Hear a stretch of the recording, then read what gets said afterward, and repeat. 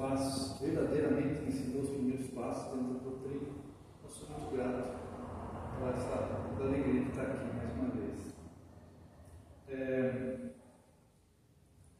A Fátima estava falando aqui, né, do núcleo, e eu fico pensando na diversidade que existe entre as casas espíritas, né? Tenho a felicidade, às vezes, de visitar algumas casas de região, às vezes na Serra Negra, lá no Joana d'Arc, no Luz de Caridade, Unidade e Fraternidade, lá em Paz, às vezes, no Fraternidade, lá no Luz do Tempo, no Lar da Paz, às vezes em Pedreira, quando a gente eventualmente é convidado para visitar, conhecer essas casas, a gente percebe que existe uma diversidade muito grande, né? Na maneira de trabalhar, na maneira de ser das pessoas, mas é uma diversidade muito saudável, né? E afinal de contas, são casas que são feitas por gente, por pessoas, né? E as pessoas são diferentes umas das outras, evidentemente. Então, essa diversidade é uma coisa muito natural. Mas,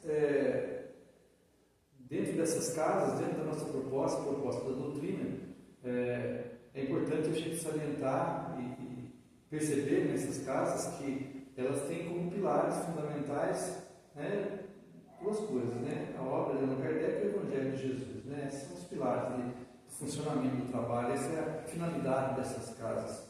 Por quê? Porque quando a gente pensa na finalidade da nossa doutrina, né? Qual é a finalidade da nossa doutrina? Qual é a finalidade da casa espírita, né? Tem muitos trabalhos diferentes, muitos tipos de atendimento diferentes, maneiras de trabalhar, maneiras de atender, de acolher as pessoas, mas a grande finalidade do Espiritismo é a transformação das pessoas, né? A transformação moral das pessoas. Então a gente pensa, dentro dessas casas espíritas, independentemente da forma como elas trabalham, e tendo consciência de que é o Evangelho e a obra de Kardec que regem todos esses trabalhos, todas essas atividades, a gente tem que ter percepção de que todas essas atividades confluem para um objetivo só, né? Que é o objetivo da nossa doutrina, que é a transformação moral das pessoas. Como é que trabalham essas casas? Como é que essa diversidade toda vai trabalhar nesse sentido, né? Ensinando a amar. Né? Nosso grande objetivo, então, o objetivo da doutrina espírita, como transformação pessoal, é ensinar a gente a amar. Estamos na casa espírita, como estamos nessa vida, né? Para aprender a amar. É lógico que às vezes a gente vai em busca de muita coisa dentro do espiritismo. Geralmente se fala, muita gente vai pela dor, né? Porque às vezes no momento de sofrimento a gente quer compreender, a gente quer consolo e compreensão. E a doutrina espírita oferece isso, oferece consolo e oferece entendimento para a gente das dores, de tudo que acontece nessa vida, né? Que às vezes parece absurdo, fora de sentido, dentro da doutrina a gente encontra. Né? Então, a ideia é efetivamente a gente aprender a amar. Deus, nosso Criador, né, Ele continua trabalhando, como bem disse o Cristo, né? Meu Pai continua trabalhando e eu também trabalho. Então, Deus continua trabalhando. Qual é o grande trabalho de Deus, como a gente entende, né? A criação, né? Então Deus continua criando, o tempo todo, né? O tempo todo Deus está criando. A gente acha, criou o mundo, Ele criou e foi descansar, né? Não é bem assim, né? Esse universo é muito vasto, muito complexo, Deus continua criando, o tempo todo está criando. Tem aquela imagem muito bonita, né? A imagem do Gênesis, que Deus está criando através da sua voz, através do seu verbo, né? Faça essa luz, né? Aí faça seus planetas, faça isso, faça aquilo. A voz dele, né? Como um instrumento criador. E tem o comecinho do Evangelho de João também, que fala, o verbo se fez carne, né? Então, essa palavra criadora de Deus se transforma nessa figura iluminada que é o Cristo, que vem aqui na nossa, passear um pouco aqui pela nossa terra para tentar mexer um pouco, sacudir um pouco as nossas consciências, né, o nosso entendimento. E tem aquela imagem bonita também do Dante Alighieri, no começo da Divina Comédia, que ele diz que o amor, a voz de Deus é o amor que move o sol e as outras estrelas. Né? Então a gente percebe o poder, essa grandeza do amor de Deus, né? Que continua criando, que continua sacudindo, né, as estruturas desse nosso universo e tentando sacudir um pouquinho, essa voz de Deus sacudir um pouquinho a nossa consciência também, né? Nós também estamos criando constantemente, né? Não é lógico que não no nível de Deus, né? Mas nós somos, como o Haroldo diz, né, co-criadores, né? Nós estamos criando também. Nós criamos aqui na nossa, digamos que Deus está criando uma sinfonia lá, nós estamos criando uma modinha aqui embaixo, nós estamos criando também. Estamos criando, somos co-criadores. Participamos da obra divina. Como é que a gente cria? Através dos nossos pensamentos, dos nossos sentimentos, dos nossos atos. Estamos criando. Estamos criando porque nosso pensamento é matéria. Estamos construindo a nossa volta. Estamos influenciando as pessoas que estão à nossa volta. Elas estão sendo influenciadas, né? Bom, se nós somos, vamos dizer, somos parceiros, pretensão, somos parceiros do Criador essa nossa jornada aqui na Terra, né? Evidentemente que se nós vamos seguir a linha do Criador, se nós vamos tentar, lógico, a nossa pequenez, né, contribuir um pouquinho com a obra dele, nós temos que criar no mesmo sentido que ele está criando, né? Podemos criar o contrário do que Deus está fazendo. Essa obra de Deus, essa obra magnífica, ela é construída através do amor, né? Então nós temos que falar o mesmo idioma de Deus, nós temos que falar a mesma língua dele. Então, se Deus cria através do amor, nós estamos mergulhados no amor de Deus, porque tudo que nós vemos à nossa volta é criação dele. Então, se nós estamos mergulhados no amor e queremos contribuir com a obra divina, nós temos que criar também através do amor.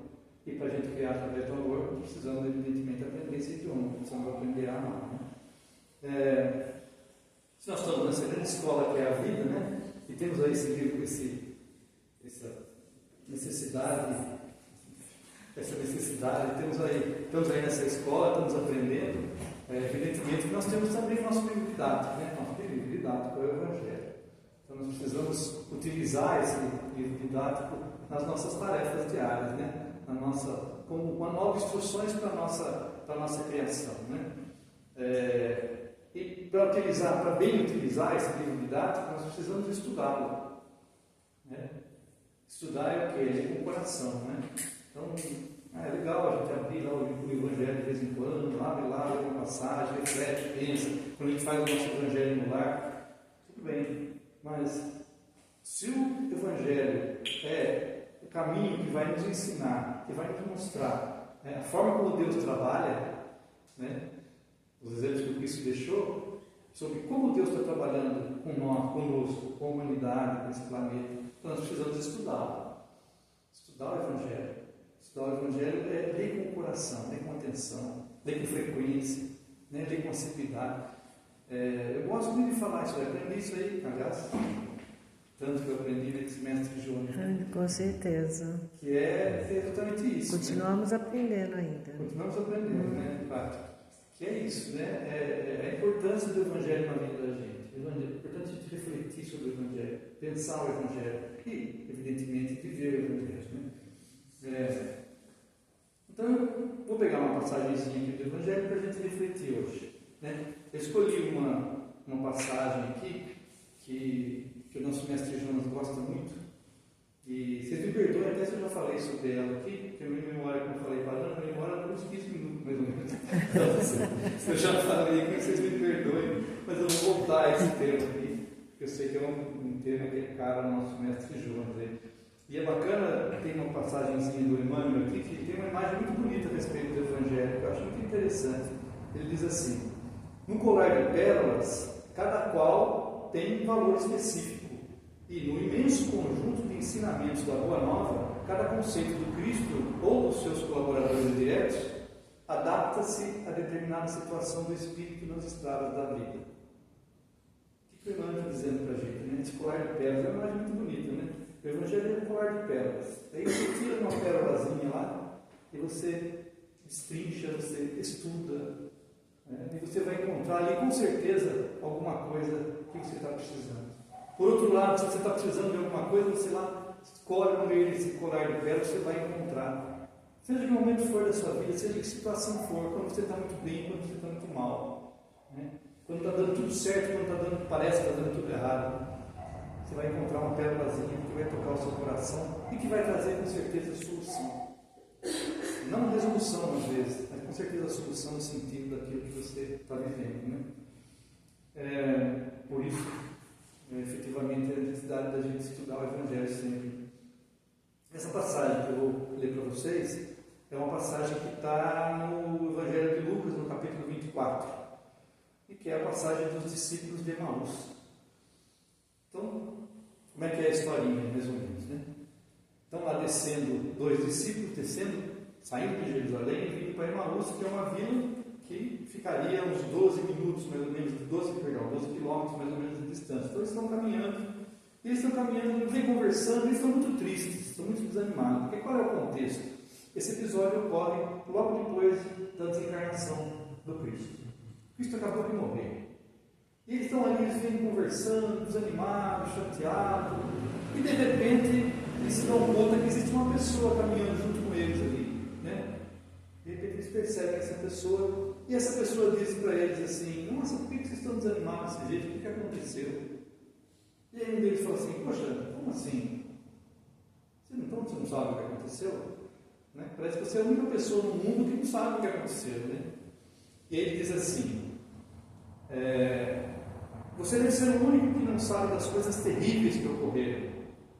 Um profeta de Deus, que fez milagres poderosos, um grande professor muito considerado por Deus e pelos homens, foi preso por líderes judeus e crucificado pelos romanos. Pensamos que ele era o Cristo que vinha resgatar Israel. Passaram 3 dias disso e umas mulheres foram ao túmulo dele e disseram que o corpo sumiu e que uns anjos disseram que ele vive. Ele fala isso assim, você vê que ele está perdido, confuso, né? O que aconteceu, né? O líder, o mestre, né? Morreu. Ele estava lá para resgatar Israel e ele morreu. E as pessoas vão lá no túmulo, subiu o corpo. Aí aparecem umas mulheres e falam uma coisa, aí vem os anjos, diz que tem um anjo, que o anjo falou que ele está vivo. E aí, o viajante diz assim: vocês não estão sendo sensatos. E aí começa a explicar passagens dos livros sagrados, né? Dos livros de Moisés, do Antigo Testamento, para nós, Antigo Testamento agora, né? Para explicar para eles um pouco qual é o que está acontecendo na verdade, o que significou essa passagem do Cristo na terra, a sua morte, o sacrifício que ele fez, os ensinamentos que ele deu. Tudo isso baseado nos escritos dos profetas, né, nos livros antigos. Então ele começa a explicar para eles as escrituras e tal. E vão indo e tal, eles vão achando interessante, bacana, ouvindo com atenção, né?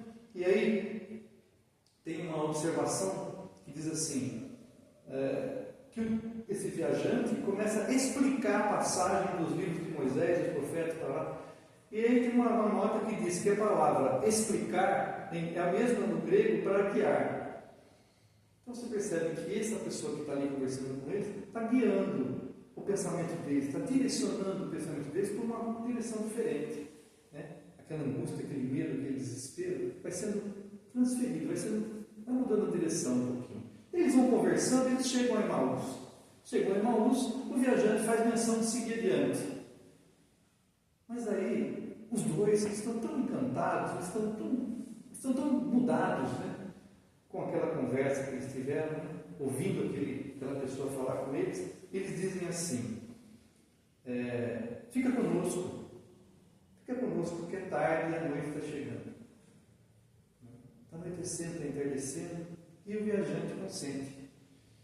Senta-se com eles numa estalagem, aí eles vão tomar uma refeição, e esse viajante pega um pão, começa a partir, abençoar, dividir entre eles, e nesse momento esses 2 discípulos reconhecem que aquela pessoa que caminhou com eles nesse momento todo, que ensinou eles, é o Cristo.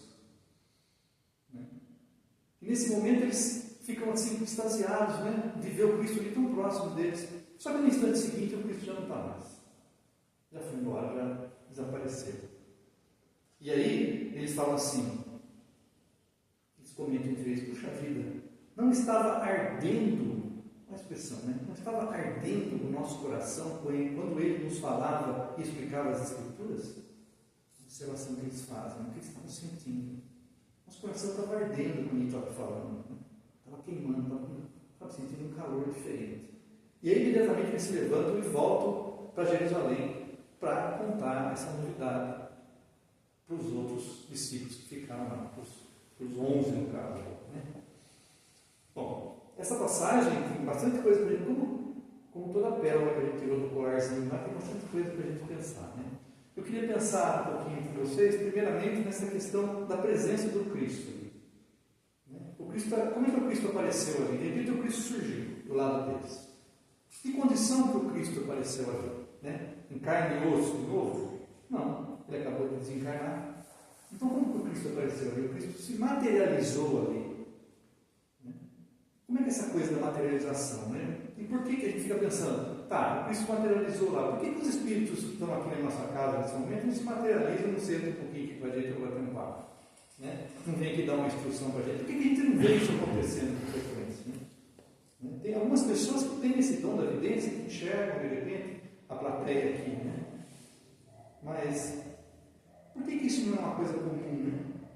E aí, no livro dos métodos, a gente tem uma explicação que diz o seguinte: tantos inconvenientes haveria em vermos constantemente os espíritos, como em vermos o ar que nos cerca e as miríades de animais microscópicos que sobre nós e em torno de nós habitam. Em certos casos, isso é permitido para dar ao homem uma prova de que nem tudo morre com o corpo e que a alma conserva a sua individualidade após a morte. Então, nessa passagem está dizendo o seguinte, que seria um absurdo, porque imagina a gente enxergar o ar, a gente enxergar tudo quanto é bichinho microscópico que está aqui, enxergar minúcias desnecessárias. Né? Essa passagem está ensinando justamente isso. Então, o que é interessante a gente pensar na presença do Cristo naquele momento? O que ele está fazendo naquele momento? Ele está simplesmente dando uma prova para as pessoas, né? Um convencimento a mais para essas pessoas, de que a morte realmente não existe. Né? A morte realmente não existe. Ele está ali, ele está presente, ele está materializado. Né? Então a gente fica pensando assim, tá, por que o Cristo então não aparece de vez em quando aí para a gente, não volta de vez em quando, não materializa de novo, né, para provar essas coisas para a gente? Justamente porque são etapas vencidas, né, gente? Imagine, a gente às vezes age como crianças mimadas, né? A gente quer o tempo todo, né, um convencimento, a gente não se convence, a gente está sempre duvidando. Né? A nossa fé ela fraqueja, qualquer desafio a nossa fé fraqueja. Nós estamos convencidos da existência dos Espíritos, nós estamos convencidos da justiça divina, né, para tudo que acontece nesse planeta, mas uma vez que nós tomamos um cutucão, pronto, a nossa fé desaba. Ah, mas será que é mesmo? Será que existe mesmo? Será que Deus é justo mesmo? Por que ele está fazendo isso? Né? Será que? Né? A gente começa, será que? Né? A nossa doutrina ela é inaugurada lá no século XIX, a nossa doutrina, né?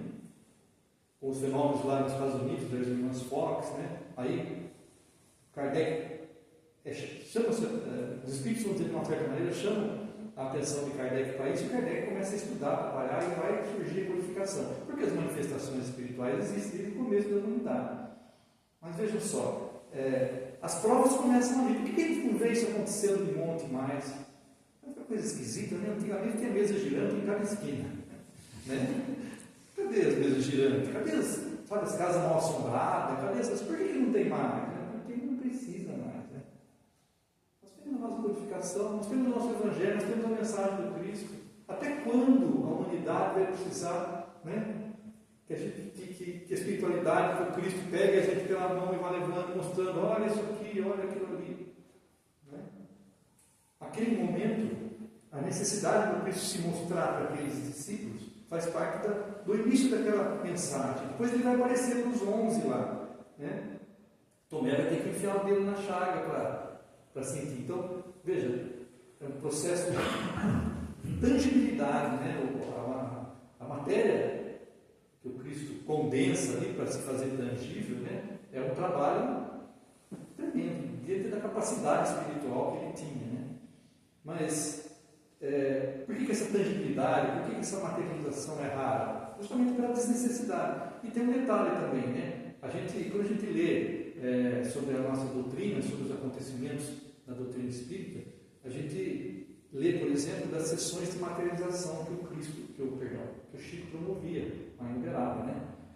eram sessões em que surgia lá o ectoplasma moldava essas figuras, existem vários relatos dessas sessões de materialização que o Chico promovia. Mas vejam só, a qualidade daqueles médiuns que estavam ali em volta, que cediam, né, cediam o seu fluido para que isso acontecesse, é uma qualidade muito especial. A sintonia desses médiuns também é uma coisa muito especial, né? Então existe uma série de exigências para que isso acontecesse, né? Se a gente resolvesse eventualmente realizar aqui uma sessão de materialização, nós precisaríamos estudar muito, evoluir muito, treinar muito, talvez ficássemos a vida inteira e não conseguíssemos. Então, a qualidade daqueles médiuns, do que acontecia lá, era uma coisa muito especial, né? Então, o que eu acho interessante a gente pensar nesse momento, a materialização do Cristo ali, como um fenômeno excepcional, mostrando a qualidade espiritual, a grandeza do Espírito que era o Cristo, né? E a necessidade que ele tinha de mostrar efetivamente, concretamente, inclusive, que a morte não existe, né? Eu acho que esse momento é um momento de convencimento, né? Ele sabe que ele está lidando com uma porção de cabeça dura, né? Ele sabe que tem que enfiar o dedo na chaga ali, né? Se nós até hoje não estamos convencidos, né? Imagina. Mas voltando para os discípulos, né? Eles saem aflitos lá de Jerusalém, porque eles estão pensando, e agora, né? Como é que vai ser? O Cristo estava ali com a gente. Qualquer dúvida, qualquer problema, o Cristo dava a solução, dava a resposta. As pessoas falavam, não sei o que, o Cristo, né? Resolvia as questões ali. Sempre tinha uma palavra, né? Uma solução, uma explicação, né, para as coisas. E cadê o Cristo? Não tem mais, né? Sem essa segurança que o Cristo dava. Porque, inclusive, uma certa decepção, porque eles esperavam aquele revolucionário, né? Aquele cara que vinha revolucionar tudo. O trecho que a Ana leu, né?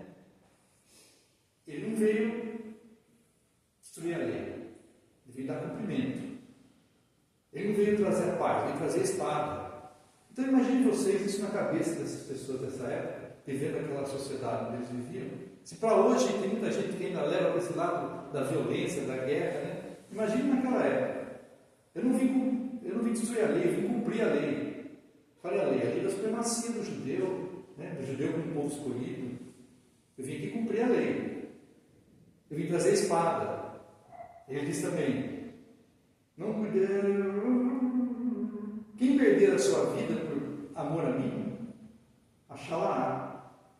Ou seja, aquele que perder a vida em meu nome, vai encontrar. Ou seja, como que vai perder a vida em nome dele? Provavelmente numa batalha, né? Vai pegar uma arma, uma lança, e vai sair, de repente pode morrer, mas ele pode morrer, vai morrer pelo Cristo. Então veja, todo esse conjunto de afirmativas foi interpretado inclusive pelos próprios discípulos, né? Como uma promessa de um guerreiro que vinha libertar os judeus do jugo romano. Aí, de repente, ele não falava que ele era filho de Deus? Era filho de Deus, ele morreu? Como assim foi assassinado? Foi humilhado publicamente? Como que é isso, né? Filho de Deus morre. Ele disse, todo aquele que crê em mim não vai morrer. Mas ele morreu. E aí os caras falam, não.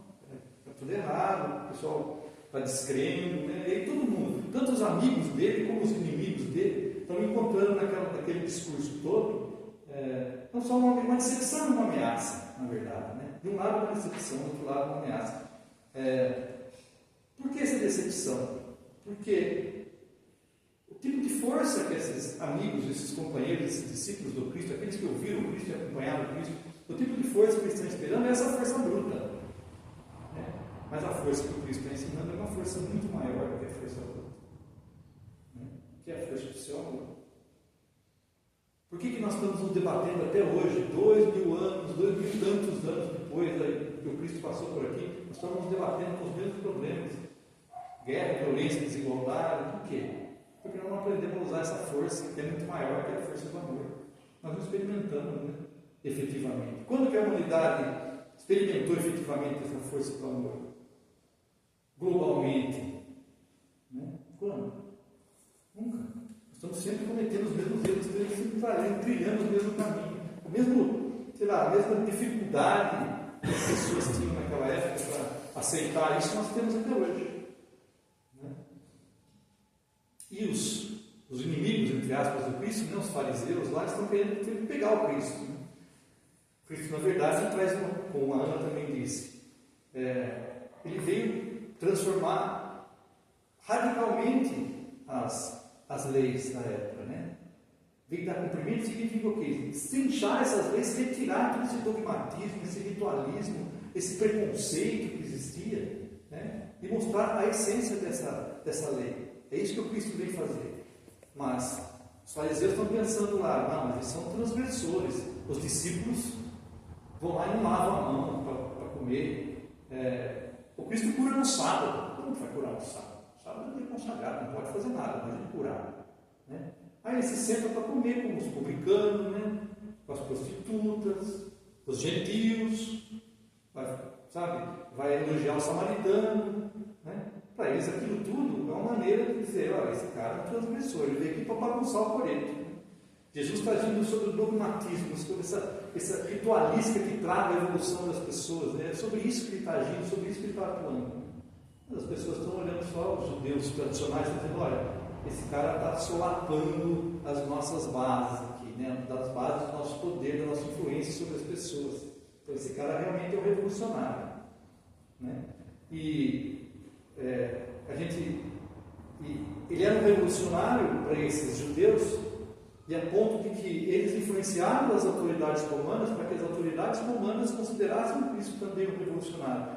Por quê? Por que o Cristo foi crucificado? Ele foi crucificado porque ele era um inimigo do Estado romano. Se ele fosse só um líder religioso ali que estava incomodando, ele não seria crucificado. A pena de morte é para os inimigos do Estado romano. Tanto que aqueles dois que estão crucificados ao lado do Cristo, que as pessoas falam, os ladrões, eles não eram ladrões. Se fossem ladrões, não seriam crucificados. Eles eram bandidos. Os bandidos eram inimigos do Estado. O Barrabás, por exemplo, né? Aquela cerimônia que é feita a troca de um prisioneiro por outro, né? que a multidão pede para que libertem o Barrabás e crucifiquem o Cristo. O Barrabás ia ser crucificado porque ele era um inimigo do Estado romano, ele ia matar um soldado romano. Daí eles trocam, né? Tira o bandido, entre aspas, por outro, e bota o Cristo para ser crucificado. Né? Porque os judeus eles não tinham o poder de condenar ninguém à morte. Eles podiam até condenar, mas quem tinha que executar eram os romanos. Então veja que o Cristo é considerado uma ameaça, porque os judeus convencem o romano de que o Cristo ele ia causar uma revolução tal que ia ameaçar o poderio romano. Né? O Cristo realmente estava abalando as estruturas, não só do Império Romano, mas de todos os impérios. Né? O poder dele era muito maior.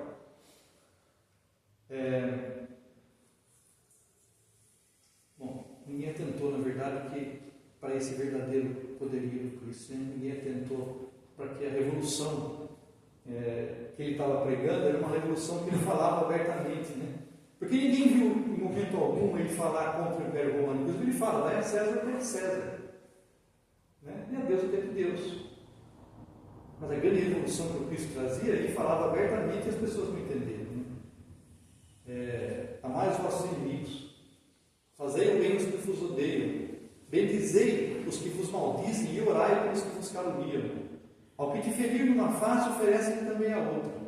Essa é a grande revolução. Né? Essa é a revolução que ia abalar todas as estruturas da humanidade, né? Não só dos romanos. Essa é a grande revolução, mas aí ninguém entendeu, ninguém percebeu como isso aí era mais complicado do que tudo que eles estavam vendo. Mais complicado do que curar no sábado. Né? Mais complicado do que se sentar para ceiar com os cobradores de impostos. Né? Meu reino não é desse mundo. Veja que revolucionário. Não está falando, meu reino não é desse mundo. Se esse mundo é material, se esse mundo é concreto, o meu reino vai além disso aí. Né? Vai além dessas existências aqui, nossas existências todas. É o mundo da imortalidade, o mundo do futuro. Então a mensagem do Cristo, quando ele começa a pregar, como ele pregou naquela época, essa mensagem é uma mensagem da imortalidade, é uma mensagem para sempre. É uma mensagem para nós aqui agora. Porque ao longo desses 2000 anos nós tivemos uma série de testemunhos, nós tivemos a terceira revelação, né? Nós tivemos tudo isso que veio, a ciência, o avanço da ciência, comprovando cada vez mais tudo aquilo que o Cristo trouxe, que Kardec trouxe. Então, essa mensagem é uma mensagem que atravessa o tempo. Essa mensagem é para a gente. Né? Talvez fosse mais difícil para essas pessoas lá entenderem essa mensagem. Mas quantos de nós talvez passamos um pouquinho por ali? Né? Então essa mensagem está chegando para nós agora, né? Uma mensagem avante, uma mensagem. Quando Cristo fala lá, ele está falando com a gente, como se estivesse aqui agora. E como que ele fala? Lá ele estava presente, a energia, o poder dele de falar, de encantar as pessoas era uma coisa, né? Mas nós temos a mensagem dele agora. Né? Nós temos o Evangelho de Cristo, que chegou até nós. Né? E naquele momento as pessoas estão esperando por esse líder revolucionário. Se essa mensagem chegou até nós agora, o que nós esperamos do Evangelho? O que nós esperamos do Cristo? O que nós esperamos de Deus? O que nós esperamos da vida? Né?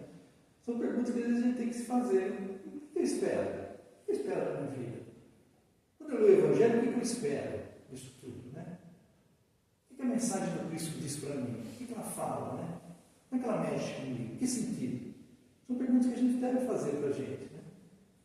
Aquelas pessoas queriam um cara que fosse lá resolver. E a gente também quer, às vezes, alguém que resolva tudo. De repente, a gente quer que o Evangelho traga solução, que nós Salvador. Né? Nós queremos Salvador também. Eles queriam um Salvador. Às vezes a gente quer um Salvador também, que vem e resolve todos os nossos problemas. Ele não precisa fazer esforço nenhum. Nós queremos um camarada que venha e dê todas as soluções prontas para a gente. Né? Nesse mundo materialista, individualista que nós vivemos, né? Nós queremos soluções prontas. Né? E aqueles discípulos naquele momento, né? Eles perderam o chão. Cristo morre e eles perdem o chão. Eles não sabem para que lado eles vão, o que eles fazem, Cristo não está mais aqui. Né? Às vezes a gente se sente assim também, né? E a gente olha para o Evangelho. A gente é capaz de extrair do Evangelho essa lição poderosa que ele tem, que nos sustenta. Como se o Cristo estivesse caminhando ao nosso lado, falando com a gente, consolando a gente. Né? Não é mais possível essa presença física, material do Cristo. Mas a sua mensagem ainda tem esse mesmo poder, se a gente souber olhar, se a gente souber, né, entender. Se a gente realmente trazer o Evangelho embaixo do braço, né, como se diz. Bom, a gente imagina esses discípulos falando de tristeza, de incerteza, decepção, né? E o Cristo está do lado deles. Eles estão falando, se queixando, de repente o Cristo está do lado. Daí eu fico pensando, eu fiquei imaginando aqui comigo. Será que o Cristo não está andando faz tempo do lado deles e eles não enxergaram? Que nem aquele episódio que tem no nosso lar, né? André Luiz fica um tempão lá no umbral, esperando ser resgatado. Aí um dia ele realmente reza com fervor mesmo, no fundo do coração, e de repente ele vê a mãe dele, Clarence, do lado dele, aquelas pessoas, tudo para ajudar ele ali, né? Ele fala para a mãe dele, poxa vida, eu fiquei aqui um tempão, ninguém ligou para mim. Ele fala para a mãe dele, por que você não foi lá me visitar no umbral? Ela fala assim, eu estava lá do seu lado o tempo inteiro, você que não viu? Você não tinha condição de enxergar, você não tinha capacidade, você não tinha vibração para enxergar. Eu fico pensando nesse episódio da mesma maneira. Vai saber quanto tempo esse Cristo estava andando do lado deles, né? Aí eles deram uma brechinha, o Cristo. Né? Agora vocês têm condições de olhar aqui, porque agora eu preciso ensinar um pouquinho para vocês. E aí ele começa a falar, né? Trazendo aquela. Porque a aflição, às vezes cega a gente, né? A aflição, o sofrimento, a dor, a angústia, o medo, a raiva, né? Cristo ali do nosso lado, o nosso anjo da guarda está ali do lado falando com a gente, mas essas emoções elas desestabilizam a gente, não estamos percebendo. Né? O Cristo ali do lado, né? O anjo da guarda falando, meu, assim, não, você quer matar não. Você quer quebrar tudo, você está desanimado, o mundo acabou. É assim. E aí, mas aí o Cristo do lado e a palavra do Cristo, caminhando do lado desses discípulos, é o que ele sente, né? Vai trazer uma perspectiva nova. Vai acalmando o coração, vai assentando. Né? E aí, o mestre, quando ele vai falando para eles assim, vai esclarecendo o significado das coisas para eles, vai dando sentido das coisas para eles, vai explicando as coisas. Né? É isso que o Evangelho faz conosco. Quando a gente está precisando de um sentido, a gente abre o Evangelho lá, e a gente tem que estudar, a gente vai encontrar o sentido das coisas que a gente está precisando entender.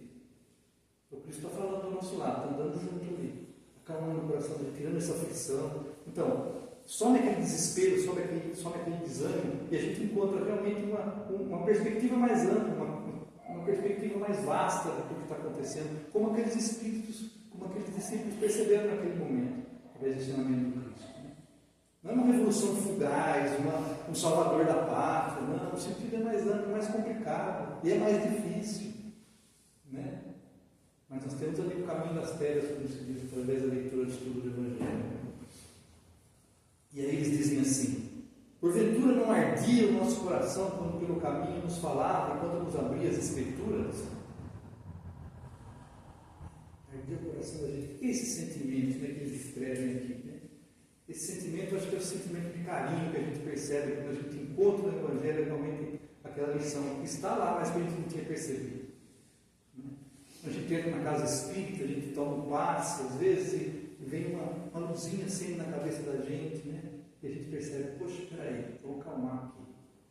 Quando a gente parece que a coisa não se resolve, aí você vem, você conversa com alguém, um companheiro, dentro da casa espírita, né? Você ouve uma palestra lá, você pega um vídeo lá na internet, você vê um cara falando, você fala, poxa, então é isso aí, são essas pessoas que estão destrinchando, né? Abrindo os caminhos para a gente, né? Pegando esse Evangelho e traduzindo esse Evangelho, às vezes, para o coração de gente que está ferido e não está chegando direito.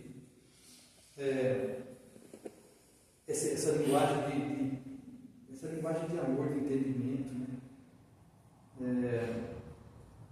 E muitas vezes essa manifestação do Cristo, dos seus emissários, né, ao nosso lado, né, ela vem através das pessoas, vem através das intuições, vem através das situações, né?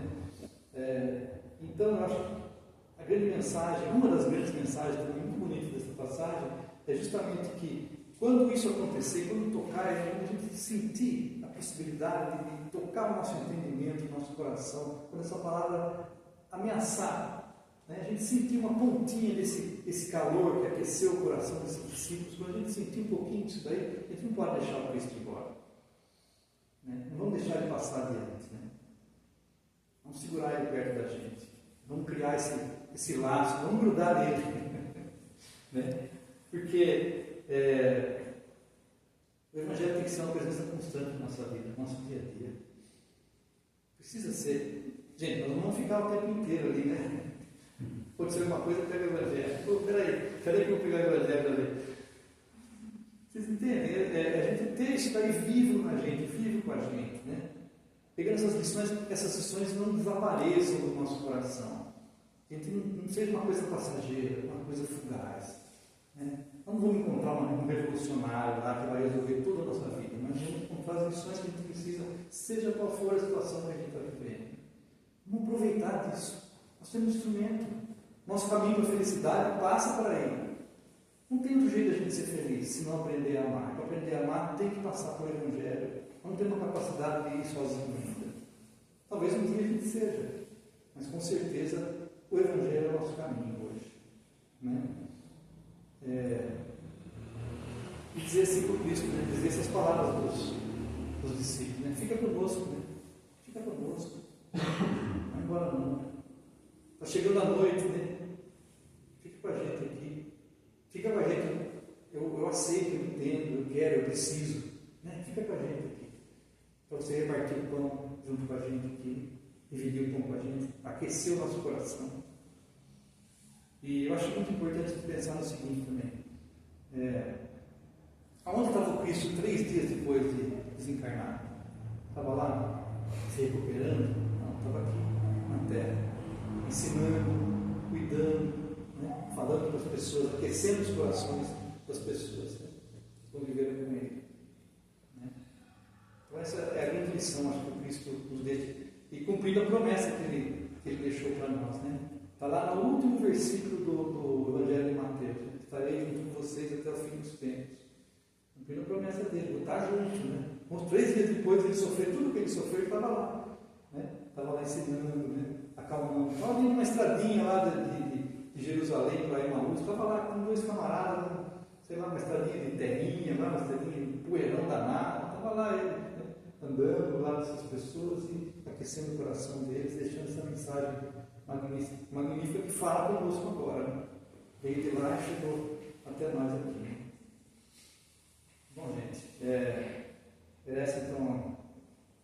mensagem que eu queria deixar para vocês hoje. Queria, nesse momento, agradecer mais uma vez pela oportunidade, agradecer aos amigos espirituais. Né? Nós que agradecemos muito.